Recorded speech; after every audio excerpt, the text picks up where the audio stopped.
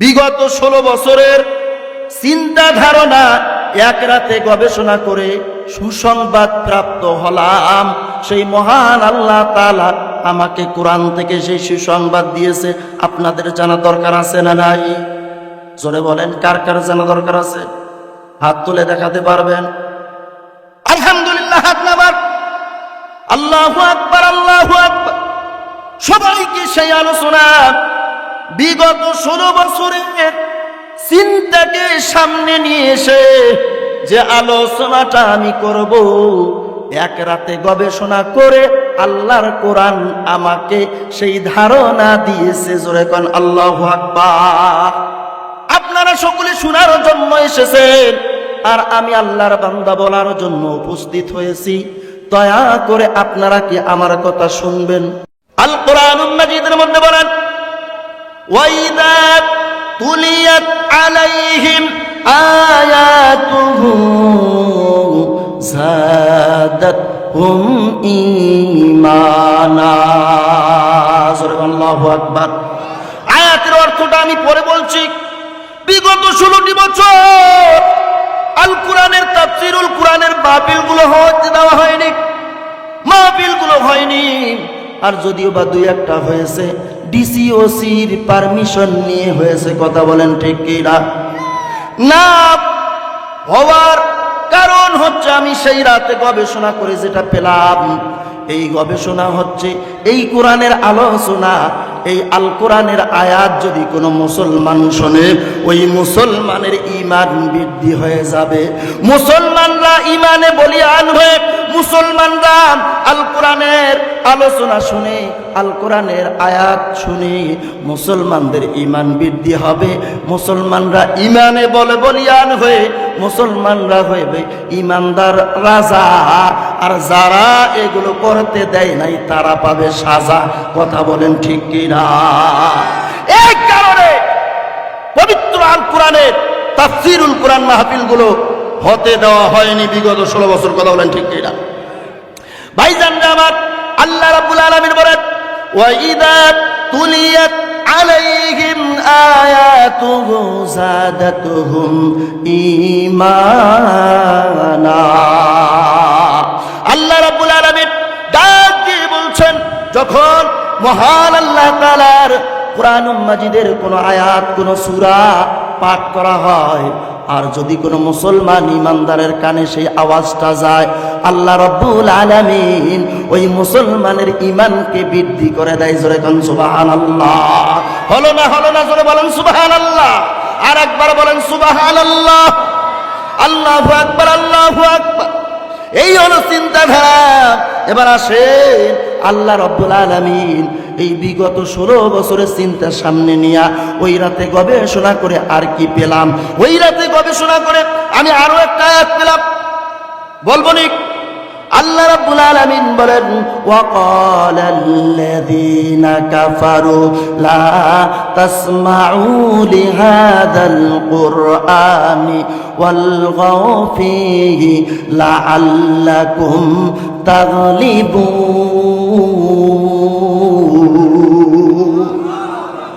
আল্লাহ রাব্বুল আলামিন ওই কাফিরদের লক্ষ্য করে বলছেন, হে মুসলমানেরা, যখন তোমরা কোরআন শুনবা, যখন তোমরা কোরআনের আলোচনা শুনবা, তাফসীর শুনবা, তখন তোমাদের ঈমানটা তাজা হয়ে যাবে।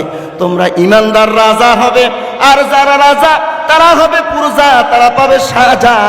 তাফসীর করতে দেয় নাই, ওরা তোমাদের বাধা প্রদান করে ওয়ালগাউ ফীহি, তারা বলেছে তোমরা হট্টগোল শুরু করো। কি করো?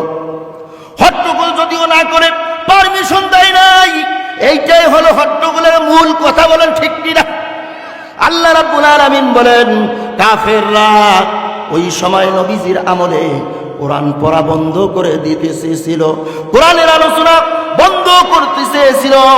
আল্লাহ রাব্বুল আলামিন বলেন, ওই কাফেররা বলেছিল, লা তাসমাউ, তোমরা কোরআন পড়া শুনবা না। এই কোরআনের আয়াত যেখানে পাঠ করা হবে সেটা তোমরা শুনবা না। লিহাযাল কোরআন ওয়ালগাউ ফীহি, আর সেখানে তোমরা হট্টগোল গন্ডগোল শুরু করে দিবা, যাতে এই কোরআন মুসলমানদের কান পর্যন্ত না যায়। লাআল্লাকুম তাগলিবুন, রাব্বুল আলামিন বলেছেন যে তোমরা যদি এই সকল কাফেরদের কথা অনুসরণ করে চলো আর ওই সকল কাফেররা তোমাদের কোরআন থেকে বঞ্চিত করার চেষ্টা করবে করতেছে, যদি এরকম করেন তাহলে মনে রাখবা আমি আল্লাহ রাব্বুল আলামিন ওই সকল কাফেরদের অন্তর্ভুক্ত করেছি। জোরে কোন আল্লাহু আকবার। মুআজ্জাজ মুহতারাম, আমি এই গবেষণার থিওরিতে আর একটা আয়াত খুঁজে পেলাম। আল্লাহ রাব্বুল আলামিন আমাকে আর একটা দিশা দিলেন, সেই দিশাটা হচ্ছে সূরা বুরুজের মধ্যে ওয়ামা নাকামু মিনহুম ইল্লা আইয়ুমিনু বিল্লাহিল আজিজিল হামিদ। জোরে বলেন আল্লাহু আকবার। আর জোরে বলেন আল্লাহু আকবার। মুআজ্জাজ মুহতারাম, আমি ওই আয়াতের দিকে লক্ষ্য করে আপনাদের কথা বলছি।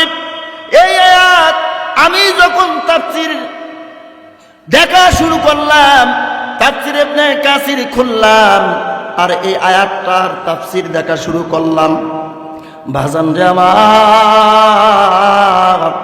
এই জায়গায় আমি এমন একটা ঘটনা পেলাম, আপনাদের চোখের পানি বের হয়ে যাবে, আপনাদের মনটা নরম হয়ে যাবে। একটু মনটা নরম করার চেষ্টা করবেন। ও বাজান, আমার দিকে লক্ষ্য করেন।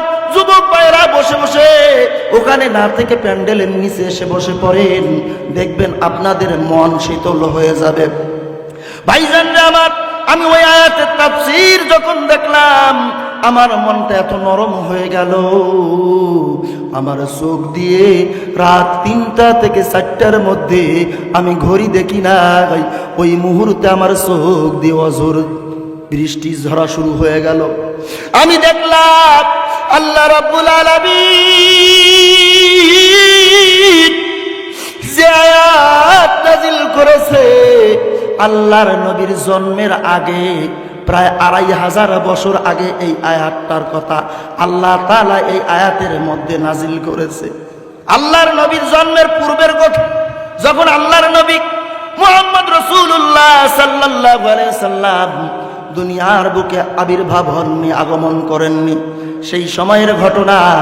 বাজান রে আমার, গভীর মনোযোগ লাগাও, একটুখানি কর্ণপাক অন্তরের কান দিয়ে শোনার চেষ্টা করো। আল্লাহ রাব্বুল আলামিন জানায়া দিলেন, ওই সময় একজন টাটকা জালেম ছিল, ওই জালেমের নাম ছিল জুনাওয়াস। জোরে বলেন কি নাম? জুনাওয়াস। পরবর্তী তার নাম ইউসুফ হয়েছে। এই জুনাওয়াস নামে একজন জালিম শাসক ছিল, জালিম বাদশা ছিল। এই জালিম বাদশা আল্লাহর আইন মানত না, আল্লাহর কোনো হুকুম মানার চেষ্টাও করতো না। ওই সময়টা ছিল ঈসা নবীর আমল, ঈসা নবীর অনুসারীও সে ছিল না। কিন্তু সেই ঈসা নবীকে বাদ দিয়ে, আল্লাহকে বাদ দিয়ে সে এমন একটা কার্যক্রম শুরু করেছে, সে নিজেকেই দাবি করেছে আমি হইলাম আল্লাহ, আর তোমরা যাকে আল্লাহ বলো সে তো দেখা যায় না, ও কখনো তোমাদের আল্লাহ হতে পারে না। বলে নাউযুবিল্লাহ। মুআজ্জাজ মুহতারাম, গভীর মনোযোগ লাগান। ওই সময় বাদশা জুনাওয়াস ডাক দিয়ে বললেন, সেনাপতি, সেনাবাহিনীরা, তোমাদের কাছে আমার কিছু আবদার রয়েছে। তোমরা আমার কার্যক্রম সুন্দরভাবে রাজমহল পরিচালনা করছো, কিন্তু আমি তোমাদেরকে বলছি, আমার রাজমহলে কোনো লোক বৃদ্ধ হয়ে গেলে তাকে অবসরে পাঠানো হবে। আজকে সরকারি চাকরি যারা করে, 35 বছর চাকরির মেয়াদ যদি উত্তীর্ণ হয়ে যায়, সরকার বলে এ চলবে না। কথা বলেন ঠিক কিনা? বাড়িতে বসে বসে খাও আর পেনশন নিয়ে নিয়ে যাও। কথা বলেন ঠিক কিনা?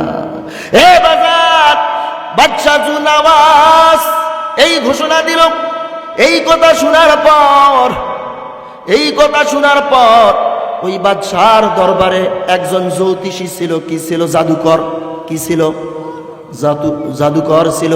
এই জাদুকর বলল, ও বাদশা জুনাওয়াস, আমি আপনার রাজমহলে কাজ করতেছি প্রায় 40 থেকে 45 বছর। আমি তো বৃদ্ধ হয়ে গেলাম, আমার তো বয়স শেষ, আমি যতগুলো জাদু মন্ত্র জানি, আপনি এমন একজন যুবক আমাকে দেন, ওই যুবককে আমার মন্ত্রগুলো, আমার জাদুবিদ্যাগুলো শিক্ষা দেব। আমি দুনিয়ার থেকে চলে যাওয়ার পর সে আপনার রাজমহলে আপনার কাজ করতে পারবে। কথা বলেন ঠিক কিনা? এবার বাদশা জুনাওয়াজ একজন সেনাপতিকে ডাকতে বললেন, এই সেনাপতি, আমার রাজমহলে গরিব অসহায় পরিবারের একজন বালককে খুঁজে, ছেলেকে খুঁজে আমার দরবারে নিয়ে আসো। আমি এই জাদুকরের স্থানটা তাকে দিব, আর এই জাদুকর সমস্ত জাদুবিদ্যা তাকে শিক্ষা দিয়া যাবে। ভাইজান রে আমার, গভীর মনোযোগ লাগান, আমার দিকে লক্ষ্য করেন, এ আসল তথ্যের দিকে চলে এসেছি। এবার সেনাপতি গোটা রাজমহলে খুঁজে খুঁজে একটা বালককে খুঁজে পেল। কয়টা বালক? একটা গরিব অসহায় পরিবারের একজন বালক ছেলেকে খুঁজে পেল। ওই বালককে পাওয়ার পর বাদশা জুনাওয়াজের দরবারে নিয়ে আসলো, তার বাবা মার কাছে অনুমতি নিয়ে আসার পর বলা হলো, বাদশা জুনাওয়াজ, বাদশা নামদার, এই যে আমি আপনার কথা মতো একজন বালককে পেয়েছি, এই বালককে ওই জাদুকর সমস্ত জাদুবিদ্যা শিক্ষা দিয়ে যাবে। ও মরে গেলে কোনো সমস্যা নাই, এই বালক যুবক এবং বৃদ্ধ পর্যন্ত আপনার রাজমহলে জাদুবিদ্যার কারিশমা চালাতে পারবে। এবার বালককে বলল, বালক, তোমার মা বাবা, তোমার ভাই বোন, তোমার পরিবারের সমস্ত দায় দায়িত্ব আমি বাদশা জুনাওয়াজ গ্রহণ করলাম। আর তুমি আমার রাজদরবারে আসবা, আমার রাজদরবারে তুমি ঘোরাফেরা করবা, আর আমার ওই জ্যোতিষীর কাছ থেকে, ওই জাদুকরের কাছ থেকে তুমি জাদুবিদ্যা শিক্ষা করবা। সংক্ষেপে বলার চেষ্টা করছি ভাইজান রে আমার। এবার বালক ডাক দিয়ে বলে, বাদশা নামদার, আমি আপনার কথা অনুযায়ী আমি কাজ করব, কিন্তু আমার একটা শর্ত, আমি বাড়িতে রাত্রিবেলা ঘুমাবো। বাদশা নামদার বলে, কেন তুমি বাড়িতে রাত্রে কেন ঘুমাবা? বলছে বাদশা নামদার, আমি যদি বাড়িতে না ঘুমাই, আমার মায়ের হাতের যদি রান্না না খাই, আমার সারাদিন কষ্ট আর বুকে যন্ত্রণা হবে। তাই বাদশা নামদার, আমাকে এই রাস্তাটা আপনি দয়া করে খুলে দেন, আমি সারাদিন আপনার রাজমহলে থাকবো। সকাল 8টায় আসবো আর সন্ধ্যা 6টায় বাড়িতে যাব। বাদশা নামদার বলে, ঠিক আছে, তুমি এই কাজ করবা, তোমাকে আমি অনুমতি দিলাম। এবার ওই ছেলে গভীর জঙ্গল দিয়ে বাড়ির থেকে যাতায়াত করে। কোথা থেকে? বাড়ির থেকে জঙ্গলের ভিতর দিয়ে রাস্তা, ওই রাস্তা দিয়ে যাতায়াত করে। যাতায়াত করতে করতে আর জাদুকরের কাছ থেকে জাদুবিদ্যা শিক্ষা নেয়। জাদুবিদ্যা শিক্ষা দেয় জাদুকর, কিন্তু যেই জাদুকর জাদুবিদ্যা শিক্ষা দেয়, এই বালক জাদুকরের জাদুবিদ্যা শিখতেছে। 1 মাস যায়, 2 মাস যায়, 3 মাস যায়, 4 মাস যায়, এভাবে বছর খান চলে যায়। এবার বাদশা নামদার জাদুকর ওই বৃদ্ধ জাদুকরকে বলে, কতগুলো জাদুবিদ্যা শিক্ষা দিয়েছে ওই ছেলেকে? বলে, অনেকগুলো দিয়েছে। বলে, তাই? বলে, পরীক্ষা করা হবে, কিন্তু কোনো একদিন পরীক্ষা নেওয়া হবে। বলে, ঠিক আছে, আপনি পরীক্ষা নেন। ও হাত এরকম করবে, আর এরকম করে খুললেই গোলাপ ফুল হাতের তালুর মধ্যে এসে হাজির হয়ে যাবে। এরকম বিদ্যা তুমি শিক্ষা দিয়েছো? মানে হ্যাঁ, এরকম মুঠা তাজা বিদ্যা আমি তাকে শিক্ষা দিয়েছি, যে বিদ্যার উপর আর কোনো বিদ্যা হয় না। আচ্ছা বলেন তো, এখানে একটা পয়েন্ট, আমার মাদ্রাসায় জাদুবিদ্যার শিক্ষা দেওয়া হয় না পবিত্র আল কোরআন শিক্ষা দেওয়া হয়? কি শিক্ষা দেওয়া হয়? আল্লাহর কোরআন শিক্ষা দেওয়া হয়, এখানে জাদুবিদ্যার শিক্ষা দেওয়া হয় না। মুআজ্জাজ মুহতারাম, গভীর মনোযোগ লাগাও। আল্লাহ রাব্বুল আলামিন ডাক দিয়ে বললেন, পৃথিবীর মানুষরে, কান পেতে শুনে নাও আল্লাহ রাব্বুল আলামিন কি কারিশমা খেললেন। ওয়া মাকারু ওয়া মাকারাল্লাহ ওয়াল্লাহু খায়রুল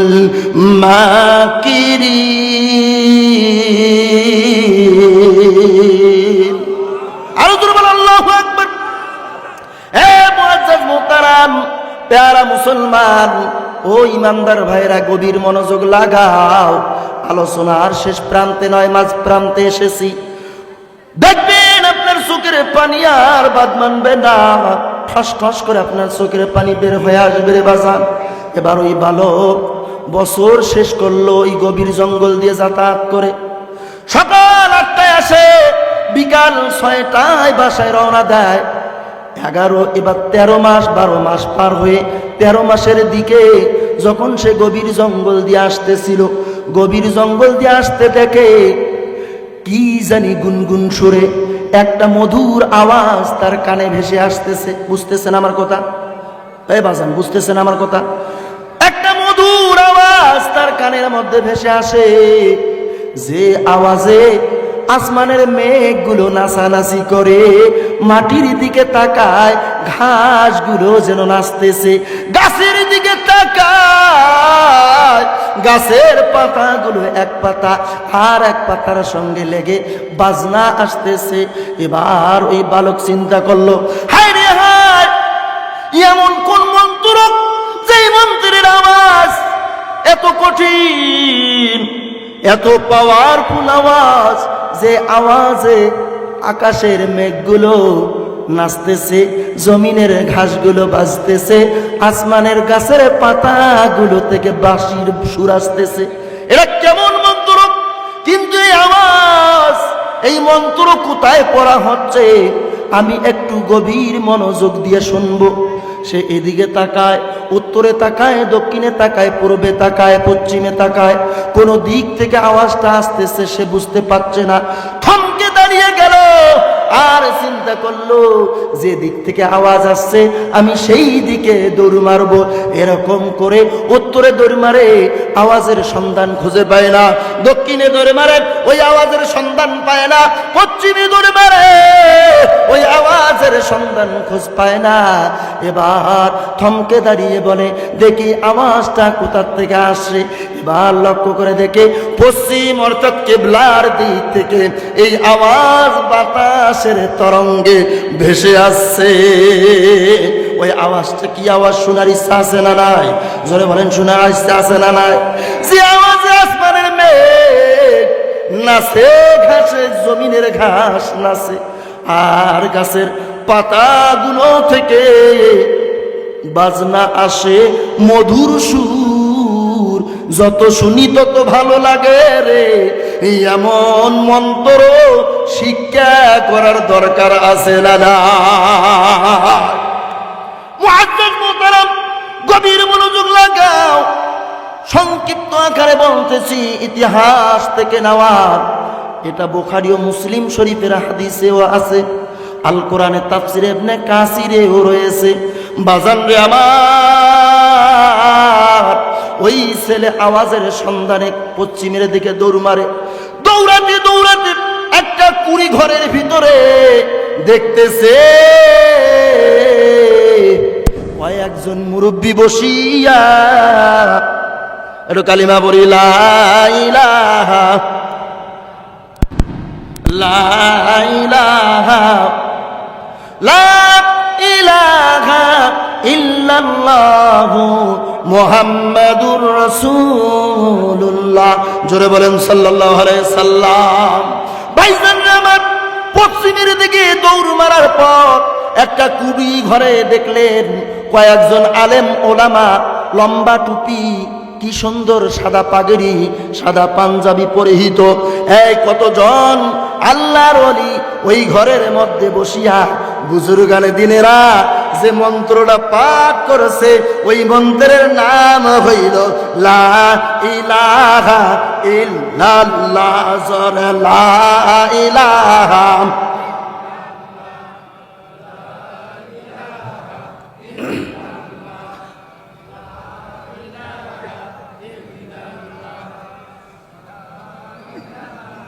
ইল্লাল্লাহ লা ইলাহা ইল্লাল্লাহু মুহাম্মাদুর রাসূলুল্লাহ। জোরে বলেন সাল্লাল্লাহু আলাইহি সাল্লাম। ও মুআজ্জাজ মুহতারাম, প্যারা মুসলমান, গভীর মনোযোগ লাগাও। আল্লাহ রাব্বুল আলামিন হেদায়েত কাকে কখন দিবে গো, কিভাবে দেবে কেউ জানে না।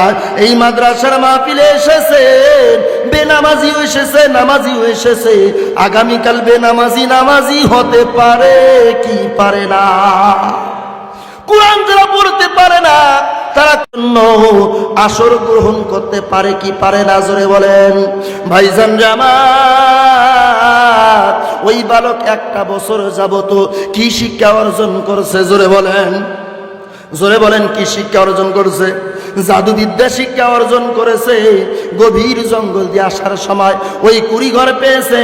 কুড়ি ঘরে যাওয়ার পর ওই কুড়ি ঘরের ভিতরে দেখতেছে কয়েকজন বুজুর্গ আল্লাহওয়ালারা ওই ঘরের ভিতরে কালিমার জিকির করতেছে। জোরে কন্যা আল্লাহু আকবার। ভাইজান আমার গভীর মনোযোগ লাগাও। ওই ঘরের ভিতরে এই আল্লাহর বান্দা, এই ছোট্ট ছেলেটা ঢুকে পড়ছে। আল্লাহর ওলি যিনি জিকির করাচ্ছেন উনি চোখ খুলে দেখতেছে ওই ছেলে ঘরের ভিতরে প্রবেশ করেছেন। ওই ছেলেকে ডাক দিয়ে বলেন, এই ছেলে, তুমি আমাদের অনুমতি ছাড়া এই ঘরের ভিতরে প্রবেশ করছো কেন? এই ঘরের ভিতরে আসা তোমার জন্য বারণ আছে। এই ঘরে তুমি কেন আসলা? এ আমার মুআজ্জাজ মুহতারাম, একটুখানি গভীর মনোযোগ দিয়ে শুনবেন। এই ঘরে প্রবেশ করলে কি কারণে, এই ঘরে আসলে কি কারণে? এই বুজুর্গদের উত্তরে বালকটি বলছে, তোমরা যেই মন্ত্র পড়তেছো, তোমরা যেই শিক্ষা অর্জন করেছো, এই মন্ত্রের মাধ্যমে আকাশের মেঘমালাগুলো আমি দেখতে পাচ্ছি তারা নাচতেছে, জমিনের ঘাসগুলো হাসতেছে, আর গাছের পাতাগুলো থেকে বাজনা আসতেছে। আমিও এই মন্ত্র শিখব। আল্লাহর ওলিরা ডাক দিয়ে বলল, তুমি যদি এই মন্ত্র শিখতে চাও, এই মন্ত্র যদি তুমি পড়তে চাও, এই শিক্ষা যদি অর্জন করতে চাও, এক নম্বর শর্ত হলো তোমাকে পবিত্র হতে হবে। কি হতে হবে? আল্লাহর নবী বলে, ঈমান। দিন রাতে কয় ওয়াক্ত নামাজ? জোরে বলেন, কত ওয়াক্ত নামাজ? 5 ওয়াক্ত নামাজ। পবিত্রতা না থেকে কেউ যদি 50 ওয়াক্ত পড়ে, ওর নামাজ হইবে? হইবে বুঝি? 5 দিয়ে 45 বেশি করছে, নামাজ হইবে না? হবে না? বাজান কইছে হইবে না? হইবে, হইবে, হইবে। কি কন? হইবে তো। শরীর অপবিত্র, 5 ওয়াক্ত নামাজ 50 ওয়াক্ত করছে, আল্লাহ কবুল করবে না? করবে না? 5 ওয়াক্ত নামাজ যদি কেউ পবিত্র অবস্থায় আদায় করে, এই পবিত্র অবস্থায় আদায় করলে আমার আল্লাহ রব্বুল আলামিন 45 বাদ দিয়ে 5 ওয়াক্ত নামাজের বিনিময় বান্দা মরতে দেরি, তার জান্নাত যাইতে দেরি হবার না। মুআজ্জাজ মুহতারাম, ওই ছেলেকে বলল, তোমাকে পবিত্র হতে হবে। তুমি পবিত্র হয়ে আমাদের ঘরের মধ্যে আসো, তোমাকে আমরা এই মন্ত্র শিক্ষা দেব। বলে তাই? বলে হ্যাঁ। পবিত্র হতে গেলে কি করতে হবে? আমি তো রাজার দরবারে যাই, ওই রাজার দরবারে আমাকে কোনো উজু করতে হয় না, আমাকে কোনো গোসল করতে হয় না, আমি পানি ব্যবহার করি না। পবিত্র কি জিনিস ওই জাদুকর কবিরাজও বোঝে না, জ্যোতিষীও বোঝে না, আর আমাকেও বোঝে না। আর রাজা তো ঘুম থেকে উঠে সিংহাসনে বসে ও দাঁতটাও বিরাজ করে। বুজুর্গান ইকরাম, পবিত্র কেমনে হতে হয় আমাকে উজুর ফরজটা একটু শিক্ষা দেন, গোসলের ফরজ শিক্ষা দেন। আচ্ছা, এই মাদ্রাসায় কি কি শিক্ষা দেওয়া হয়? উজুর ফরজ এতটুকু বাচ্চাকে বলবেন, বাবারে উজুর ফরজ কয়টি আমাকে একটু বল, ঠাস ঠাস করে আপনাকে বলে দিবে। বাজান রে, এই মাদ্রাসায় কি শিক্ষা দেওয়া হয়? একটা ছোট বাচ্চাকে যদি বলেন, বাজান রে একটু গোসলের ফরজটা কি, বলতো ঠাস ঠাস করে আপনাকে বলে দেবে। একটা মুহূর্ত সময় নেবে না। এই সব শিক্ষা দেওয়া হয় এই সব হাফিজি মাদ্রাসায়। কথা বলেন ঠিক কিনা? এ বাজান, ওই ওই বুজুর্গানে ইকরাম বলল আত-তুহুরু শাতরুল ঈমান, নবীজির হাদিস, তোমাকে পবিত্রতা অর্জন করতে হবে। পবিত্রতা হচ্ছে দুই প্রকার, জোরে বলেন কত প্রকার? পবিত্রতা হচ্ছে দুই প্রকার, একটা হলো জিসমি পবিত্রতা আর একটা হলো সদরি পবিত্রতা। আরবিতে বললাম জিসমি মানে শারীরিক পবিত্রতা, আর একটা সদরি পবিত্রতা অর্থাৎ অন্তরের পবিত্রতা। যারা ঘুষ খাইছে, সুদ খাইছে, আর ছোট ভাইকে ঠগেয়া আল্লি ওই যে মাল্লিটা সরাইয়া আইলটা সরাইয়া একজনের জমি সাধন করেছে, আটজনের জমি পরে একজন করেছে, এইগুলো আবার আবাদ সুবাদ খাইয়া ধান চাল খাইয়া মনে করে আমি আমার ছোট ভাইয়ের চাইতে পাক্কা ইমানদার। ও পাক্কা ইমানদার কিনা বলেন? ও কি পাক্কা ইমানদার? জীবনে পাক্কা ইমানদার হবে না। এটা হলো সদরি, অর্থাৎ হালাল না খেয়ে হারাম খাইছেন, আপনার অন্তরটা মরিচা পড়ে গেছে, আপনার অন্তরটা নাপাক হয়ে গেছে। এই অন্তরটাকে নাপাক থেকে পবিত্র করতে হবে। আর আপনার জিসমি অর্থাৎ শরীরের পবিত্রতা, প্রস্রাব করেছেন, পায়খানা করেছেন, ফরজ গোসল ফরজ হয়েছে, আপনাকে এই সকল পবিত্রতা অর্জন করিয়া ইবাদত করতে হবে। তাহলে আল্লাহর দরবারে এই দুই ধরনের ইবাদত করলে আমার আল্লাহ রাব্বুল আলামিন আপনার প্রত্যেকটা আমলে কবুল করে নিবে। বাজারে আমার এবার ওই ছেলেকে বলা হলো তুমি পবিত্রতা অর্জন করে আসো। পবিত্রতা অর্জন করে আসলেন, উযু গোসল সেরে আসলেন, এবার বললেন হুজুর আমি পবিত্রতা অর্জন করে এসেছি, ওই মন্ত্রটা তাড়াতাড়ি আমাকে শিক্ষা দিয়ে দেন। আল্লাহর ওলিরা বলেন এত দ্রুত গতিতে তুমি শিখতে পারবা না, একটু সময় নিয়ে বসে পড়ো, তোমাকে আস্তে আস্তে আমরা শিক্ষা দিব। এবার ওই বালক উযু ইস্তেনজা করে গোসল ফরজ গোসল করিয়া ওই আল্লাহর ওলিদের সামনে এসে বসে পড়ল। আল্লাহর ওলিরা তাকে মন্ত্র শিক্ষা দিল। সেই মন্ত্রটা একটু আপনারা আর একবার জোরে জোরে পড়েন, আর ফাঁকা জায়গাগুলো পূরণ করেন। লা ইলাহা, আওয়াজ নাই, লা ইলাহা,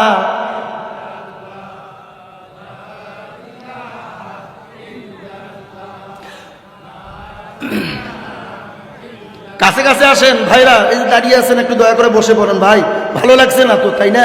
আমার পরে যিনি আসছে উনি ভালো হবে, আমি তাড়াতাড়ি ছেড়ে দিব। আল্লাহর রাস্তায় বসে পড়েন ভাই, ভালো না লাগলেও আমার ওয়াজ আপনাকে শুনতে হবে। আসেন বসে পড়েন, বসে পড়েন। লা ইলাহা, লা ইলাহা, জোরে লা ইলাহা, লা ইলাহা ইল্লাল্লাহু মুহাম্মাদুর রাসূলুল্লাহ, জোরে বলেন সাল্লাল্লাহু। ভাইজান আমার ওই ছেলে উযু করিয়া গোসল করিয়া আল্লাহর ওলিদের সামনে গেল। আল্লাহর ওলিরা তাকে এই মন্ত্র শিক্ষা দিল। মাত্র 3 দিনে মন্ত্র শিখলো, কিন্তু প্রতিদিন রাজার দরবারে ওই জাদুকরের কাছে আসতেও ওই কুড়ি ঘরে ঢুকে, যাইতে ওই কুড়ি ঘরে ঢুকে আল্লাহর ওলিদের সোহবত নিয়ে সে আবার গন্তব্যস্থলে পৌঁছে যায়। ও মুআজ্জাজ মুহতারাম, গভীর মনোযোগ লাগাও। আল্লাহর ওলি এমনি হয় না। আল্লাহর ওলিদের বাংলাদেশ, কথা বলেন কার বাংলাদেশ? আল্লাহর ওলিদের বাংলাদেশ, শাহজালালের বাংলাদেশ, শাহ ইয়ামিনের বাংলাদেশ, শাহ তিতুমিরের বাংলাদেশ, শাহ মাকদুমের বাংলাদেশ, কথা বলেন ঠিক কিনা? এ বাজার ওই আল্লাহর ওলিরা তাকে এই মন্ত্র শিক্ষা দিল। এই মন্ত্র শিক্ষা করার পরে প্রতিদিন আল্লাহর ওলিদের সোহবত নেয়, যাতে ঢুকে আসতেও ঢুকে ওই ঘরের ভিতরে ঢুকিয়া আল্লাহর ওলিদের সোহবত নাই। বাজান রে আমার, আমি কোনো আল্লাহর ওলি নই যে বাচ্চারা আমার কাছে লেখাপড়া করে। আমি আপনাদের কাছে অনুরোধ করে বলি গো, আপনারা একটু খোঁজ খবর নেবেন, যাইতো একটু খোঁজ নেবেন, আসতো একটু খোঁজ নেবেন। এরা হলো আল্লাহর প্রিয় বান্দা, কথা বলেন ঠিক কিনা? এ বাজান একটু গভীর মনোযোগ লাগাও, আমি মূল পয়েন্টে চলে আসছি। ওই ছেলে এই মন্ত্র শিক্ষার পরে রাজার দরবারে আসলেন, আসার পরে মন্ত্র জাদুবিদ্যা শিক্ষা অর্জন করলেন। করার পরে যাওয়ার পথে দেখতেছে নদী পার হওয়ার জন্য কোনো যানবাহন নাই, কোনো নৌকা নাই। এই আল্লাহর ওলি ছোট্ট বালক বান্দাটা এবার চিন্তা করলো, এই নদী পার হব কেমনে? নৌকা আছে, মাঝি নাই, তাহলে এই নদী পার হব কিভাবে? এবার অনেক মানুষরা তাদের প্রতি লক্ষ্য করে দেখতেছে, এই ছেলেটা লক্ষ্য করে দেখছে যারা সাঁতার জানে সাঁতার কেটে ওপারে যাচ্ছে, যারা পর জানে তারা পার হয়ে ওপারিতে যাচ্ছে, কিন্তু এই ছোট্ট বাচ্চা সাঁতার জানে না, কেমনে পার হবে? এবার তার মাথার মধ্যে এমন একটা খেলা করলো, আমি এতদিন যে জাদুবিদ্যাগুলো শিক্ষা অর্জন করলাম, রাজার দরবারে শিখলাম, এই জাদুবিদ্যাগুলো আজকে আমি প্রয়োগ করে দেখব, এই জাদুর কাম হয় কি হয় না।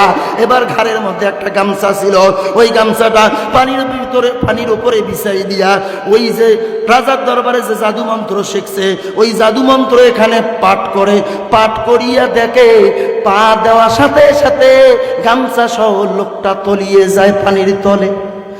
এই মন্ত্র তো কোনো কাজে আসলো না। হ্যাঁ, এই মন্ত্রগুলো কোনো কাজে আসলো না, তাহলে এখন কি করা যায়? এবার গভীর মনোযোগ লাগাও। এই ছোট্ট বালক তার মনের ভিতরে এমন একটা পরিকল্পনা আসবে কেউ কল্পনা করতে পারে নাই। আমার তো এতগুলা মন্ত্র 1.5 বছর থেকে শিখলাম, রাজার দরবারে শিখলাম, জ্যোতিষী শিক্ষা দিল, তার নাম বলে জাদু মন্ত্র, কিন্তু এই জাদু মন্ত্র তো আজকে আমাকে নদী পার করতে পারছে না। অতএব এই জাদু মন্ত্রের আমার কোনো প্রয়োজন নাই। আমি ওই গভীর জঙ্গলের ভিতরে যেই আল্লাহর ওলিদের কাছ থেকে জাদু মন্ত্র শিখেছি ওই মন্ত্রটা এবার পাঠ করিয়া আমি দেখব আমাকে এই গামছা নদী পার করে দেয় কি দেয় না। এবার নদীর পানির উপরে গামছাটা বিছাই দিয়েছে আর বলেছে লা ইলাহা, জোরে বলেন লা ইলাহা ইল্লাল্লাহ। নদীর উপরে যখন গামছা বিছাই দিয়েছে পানির উপরে, ওর উপরে লা ইলাহা ইল্লাল্লাহ বলিয়া যখন গামছার উপরে পা দিয়েছে, আলহামদুলিল্লাহ, পা দেওয়া দেরি, এপার থেকে ও পারে যাইতে দেরি হয় না। আল্লাহর নবী বলেন, কোন বান্দা বান্দি যদি একবার ইয়াকিন ও ইখলাসের সহিত কালিমায়ে তাইয়্যিবা ঈমানের সহিত পাঠ করে, আমার আল্লাহ রাব্বুল আলামিন 80 বছরের গুনাহ কাটা তার জীবন থেকে মাফ করে দেয়। সেই কালিমা এই বালক পাঠ করেছে। এবার চিন্তা করে দেখুন, ওই পারে গেল, যাওয়ার পরে গভীর জঙ্গলে রাস্তা পার হবে, গভীর রাত হয়ে গেছে, ফিরতে ফিরতে অনেক দেরি হয়ে গেছে। এই জঙ্গল পার হবে কেমনে? অনেক লোকেরা দেখতেছে রাস্তার মোড়ে দাঁড়িয়ে আছে, কি ব্যাপার এত লোক রাস্তার মধ্যে দাঁড়িয়ে আছে কেন? এই কারণে এই বালকটা একটু সামনে এগিয়ে গেল। সামনে এগিয়ে যাওয়ার পর লক্ষ্য করে দেখতেছে সামনে একটা রয়্যাল বেঙ্গল টাইগার, বিশাল বড় একটা বাঘ হা করে তাকিয়ে আছে। হায় রে হায়, ওই বাঘের ভয়ে কোনো লোক আর ওপাশে যাইতে পারছে না। এই বালক বলছে, আমি যে এই মন্ত্র দিয়ে নদী পার হইলাম, ওই মন্ত্র দেখি এখানে একটু খাটে কি খাটে না। এবার একটা কঙ্কর হাতে নিল, ছোট্ট একটা পাথর হাতে নিল আর বলল লা ইলাহা ইল্লাল্লাহ। এইভাবে একটা ঢেল নিক্ষেপ করছে, করার সাথে সাথে বাঘ লেজ গুটিয়ে তার গন্তব্য স্থলে যাইতে বাধ্য হয়েছে। জোরে কোন আল্লাহু আকবার, আর জোরে আল্লাহু আকবার, লিল্লাহি তাকবীর, নারায়ে তাকবীর। আল কোরআনের আলোক, আল হাদিসের আলোক, নারায়ে তাকবীর। বন্ধুরা আমার, মা বোনেরা, সামনে একটু এগিয়ে গিয়ে বসেন। যে সকল মা বোনেরা চুরি ফাইলে হাঁটিতে এখনো ঘুরতেছেন, দয়া করে অনুরোধ করি গো মা, তোমার 2টা পায়ে পড়ি, প্যান্ডেলের নিচে এসে বসে পড়ো আর অসংখ্য নিয়ামতের অধিকারী হয়ে যাও। মুআজ্জাজ মুহতারাম, গভীর মনোযোগ লাগাও। এই ছেলে কঙ্কর নিক্ষেপ করলো, বাগলেজ গুটিয়ে গন্তব্যস্থলে চলে গেল। এবার এই ঘটনা বাদশাহ জুনাওয়াসের একজন অন্ধ মন্ত্রী ছিল, অন্ধ, তার 2টা চক্ষু নাই। সে চিন্তা করলো, এই ছেলে যদি এই মন্ত্র পড়িয়া বাঘকে তাড়াইতে পারে, হয়তো বা আমার দুইটা চক্ষু ভালো করে দিতে পারে, তার কাছে যাই। তার কাছে যাওয়ার পর বলছে, এ বাদশা নামদারের গোলাম, আমি তোমাকে বলি, দয়া করিয়া আমার এই চক্ষু দুটা অন্ধ, তুমি আমাকে ভালো করে দাও। বালক বলে, ভালো করার আমি কেউ না, আমি তোমার চক্ষু দৃষ্টি ফিরিয়ে দিতে পারবো না, ভালো করার মালিক হচ্ছেন আমার আল্লাহ। জোরে জোরে বলা যাবে নি আল্লাহু আকবার। মন্ত্রীর চক্ষু দুটা ভালো করে দিল, আর বালক ডাক দিয়ে বলল, এবার যে আল্লাহ তোমার চোখের দৃষ্টি ফিরিয়ে দিয়েছে, ওই আল্লাহর ইবাদত করতে হবে। বাদশা জু নওয়াজকে আল্লাহ হিসাবে মানা যাবে না। মন্ত্রী বলল, আমি তার রাজমহলে কাজ করব, কোনোদিন তাকে আল্লাহ হিসাবে মানব না। যেই ছেলের মাধ্যমে যেই রবের কাছ থেকে দৃষ্টি শক্তি ফিরিয়ে পেলাম, সেই রবের ইবাদত করব, আর ওই ছেলেকে অনুসরণ করে চলব। এবার বাদশার ওই মন্ত্রী রাজমহলে আসার পর, রাজমহলে আসিয়া চক্ষু দিয়া দেখিয়া দেখিয়া কাজ করতেছে। বাদশা জু নওয়াজ ডাক দিয়ে বলে, এ মন্ত্রী এদিকে আয়। বাপ রে বাপ, তুই এতদিন অন্ধের অভিনয় করছিস কেন? তোর চক্ষু দৃষ্টি পাইলে কই? আমি তোমায় বললাম জল এনে দাও, তুমি জল এনে দিলে টিবল থেকে, এর মানে তোমার আগেও চক্ষু দৃষ্টি ছিল, আর তুমি অভিনয় করেছো অন্ধের। কয়, না প্রভু, আমি অভিনয় করিনি, মূলত আমার চক্ষু জন্ম থেকেই অন্ধ, চক্ষের দৃষ্টি পেরে পেলাম মহান রবের কাছ থেকে। জোরে বলেন আল্লাহু আকবার। এবার বাদশা জু নওয়াজ বলে, ও তুমি আমার কাছ থেকে পেয়েছো দৃষ্টি শক্তি? আমি তো তোমার রব। বলছে, কি বলছো? আপনি আমার রব? না না, আমার একজন রব আছে, যিনি আমার রব, আপনারও রব। জোরে বলেন তিনি কে? জোরে বলেন তিনি কে? আলহামদুলিল্লাহি রাব্বিল আলামিন। যিনি উভয় জগতের পালন কর্তা, যিনি উভয় জগতের সৃষ্টিকর্তা, সেই রব একজন আছে না নাই? জোরে বলেন। এবার আসেন, এই মন্ত্রীকে বলছে কি, আমি তোমার রব না? বলে, না, আপনি আমার রব না, একজন রব আছে, যিনি আপনারও রব, আমারও রব, যিনি আপনারও আল্লাহ, আমারও আল্লাহ, আপনি আমাদের আল্লাহ না। ওই মন্ত্রীকে নানা শাস্তি দেওয়া হলো। এবার মন্ত্রীর কাছ থেকে জোর জুলুম করে একটা কথা স্বীকার করে নেওয়া হলো। কি কথা? তুই এই চোখের দৃষ্টি পাইছিস কই? বলে, আপনার রাজ দরবারে একজন ছোট্ট বালক ছেলে জাদুবিদ্যা শিক্ষা অর্জন করে, সে আমার চক্ষু একটা কি জানি মন্ত্র পড়িয়ে ভালো করে দিয়েছে, আমি তার রবের স্বীকৃতি দান করেছি। ওই বালককে ডেকে আনা হলো, তুমি এই মন্ত্র শিখছো কোথায়? আমার রাজ দরবারে তুমি শিখেছো, তাই না? হাসতে হাসতে রাজা বলতেছে, বলে, না প্রভু, আপনার রাজমহলে আমি শিখি নাই, আমি এই মন্ত্র শিখেছি একজন আল্লাহর ওলির কাছ থেকে। জোরে কোন আল্লাহু আকবার। মুআজ্জাজ মুহতারাম, এবার বাদশা বলছে, হে সেনাপতি রে, এই ছেলে আর ওই মন্ত্রীকে তুমি আটকায়া রাখো, এদের কাছ থেকে বের করে নিতে হবে। এদেরকে এই মন্ত্র শিক্ষা দিয়েছে কে? ছেলে মুখ ফসকে বের করে ফেলেছে। ওই জঙ্গলের মধ্যে কতগুলো আল্লাহর ওলি বসবাস করে, ওই আল্লাহর ওলিদের কাছ থেকে আমি এই মন্ত্র শিক্ষা অর্জন করেছি। লোক পাঠাইয়া ওই আল্লাহর ওলিদেরকে তুলে নিয়ে আসা হলো, আর বলা হলো, আমাকে আল্লাহ হিসাবে স্বীকৃতি দাও। আল্লাহর ওলিরা বলে, জীবন দিব গো, আমি আল্লাহকে ছাড়া অন্য কাউকে আল্লাহ হিসাবে মানতে পারবো না। জোরে বলেন আল্লাহু আকবার। সংক্ষিপ্ত আকারে বলছে, মুআজ্জাজ মুহতারাম, লম্বা করার কোনো সুযোগ নাই। এবার আসেন, মাত্র 5 মিনিটের মধ্যে আলোচনা শেষ করে দিব। ভাইজান জামাত, ওই ছেলেকে স্বীকারোক্তি নেওয়ার পরে ওই আল্লাহর ওলিকে ধরে নিয়ে আসা হলো, এই মন্ত্রীকে বেঁধে রাখা হলো, এই দুইজনকে করাতের আঘাত দিয়া জবাই করে 2 টুকরা করা হলো। এরপরে এই ছোট্ট ছেলে, নাবালক ছেলে, ছোট্ট ছেলে, একে তো ফাঁসি দেওয়া যায় না, 2 টুকরা করা যায় না। বাদশা বলছে, ও আমার সেনাপতির দল, একে তোমরা সাগরের উপরে নিয়ে যাও। সাগরের উপরে নিয়ে যাওয়ার পর ওকে চরকায় চড়াইবা, আর বলবা, তুমি ওই আল্লাহকে ভুলে যাও, নইলে এখান থেকে তোমাকে সাগরে ফেলিয়ে দেওয়া হবে। এবার ওই ছেলে সেনাপতির বাদশার কথা অনুযায়ী সেনাপতিরা তাই করলো। ওই ছেলেকে সাগরের উপরে নিয়ে যাওয়া হলো, পাহাড়ের উপরে নিয়ে যাওয়া হলো, ওখান থেকে ফেলিয়ে দেওয়ার ভয় দেখানো হলো। ছেলে বলে, মাবুদ গো, ও আল্লাহ, তোমার পথে আসি বলে আমার জীবনটাও বুঝিয়া শেষ হয়ে যায় গো আল্লাহ। এ আল্লাহ, আপনি বাঁচানো ছাড়া আর কেউ আমাকে বাঁচাতে পারবে না, আপনি আমাকে বাঁচান।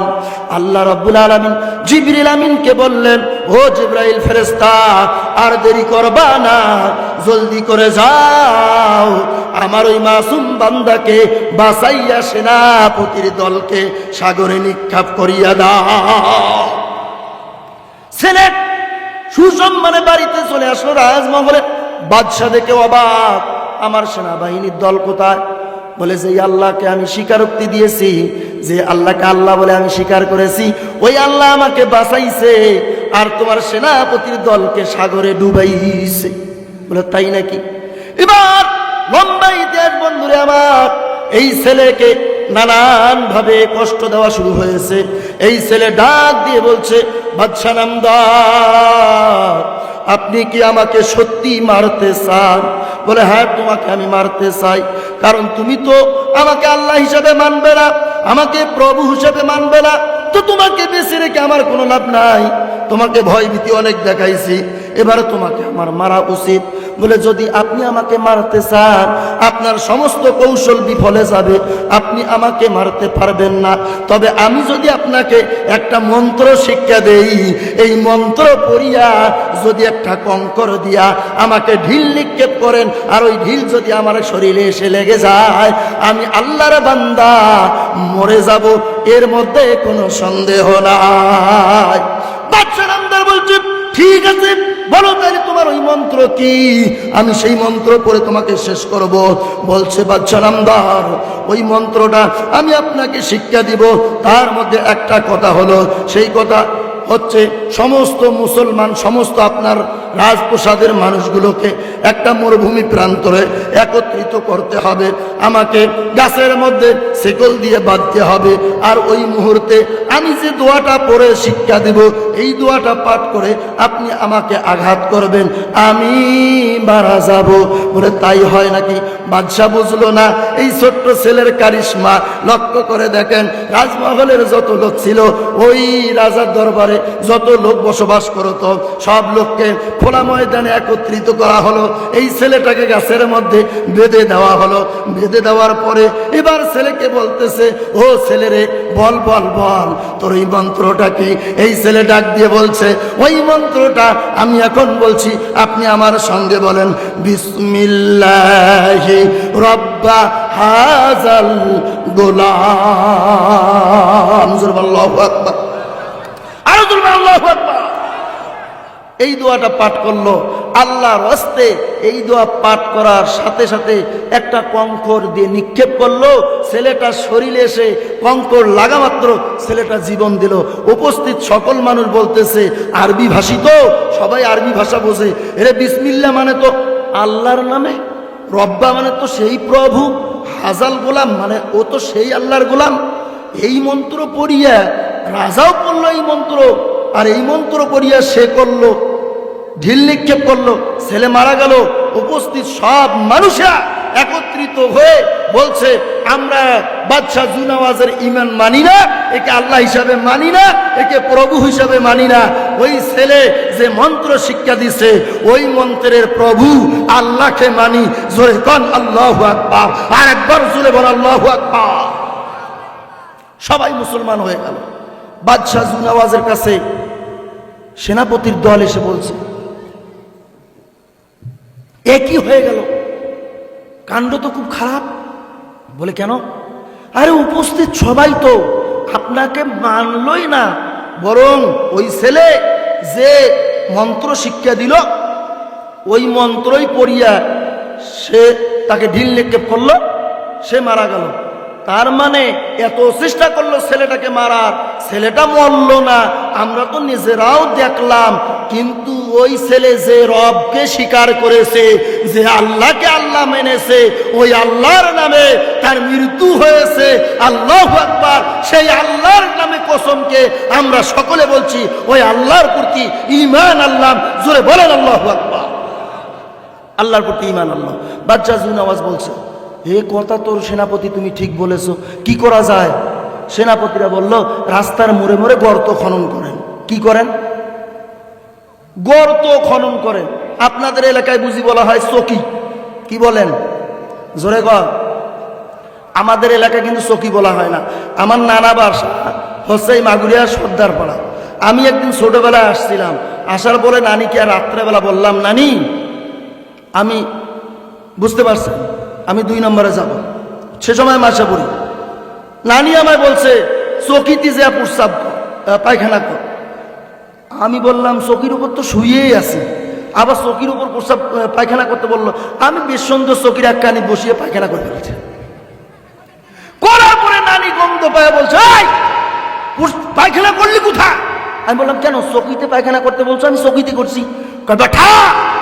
চকিতে পায়খানা করা যায়? আমি চকি মানে বুঝাইছি গর্ত, আর তুমি সেই চকি মানে। নানি, কোন দেশের গালি কোন দেশের বুলি, বুঝলে? আচ্ছা, কোন দেশের গালি কোন দেশের বুলি। তা নানি, তুমি আমার চকিতে করতে বলছো, আমি চকিতেই করছি। এই চকি মানে গর্ত। ওই যে আমাদের বেদগাড়ি এলাকায় বলা হয়, পাগারও বলা হয়। কি বলেন হুজুর, তাই না? পাগারও বলা হয়, গর্ত বলা হয়, খাল খন্দকও বলা হয়। কিন্তু এই দিকে যে খাল খন্দককে চকি বলে, কাপড়কে আঙ্গা বলে, আর গামলাকে ডিশ বলে, এই ভাষাগুলো তো আমার জানা। যার কারণে চকিতে করতে বলছে, চকিতে করে ফেলছি। ভাইজান আমার, বাদশাহ জুনাওয়াজ ভালো করে বুঝেন, যেই মন্ত্র শিক্ষা দিয়েছে ওই মন্ত্রের মর্মার্থ বোঝে নাই, ওই মন্ত্রের অর্থ বোঝে নাই। ওই মন্ত্র সে নিজেও পড়েছে আর সকলকে সাক্ষী রেখেছে। সব জনগণ ভাইজানরা এই যে দাঁড়িয়ে আছে, জায়গার খুবই সংকট হয়ে যাচ্ছে।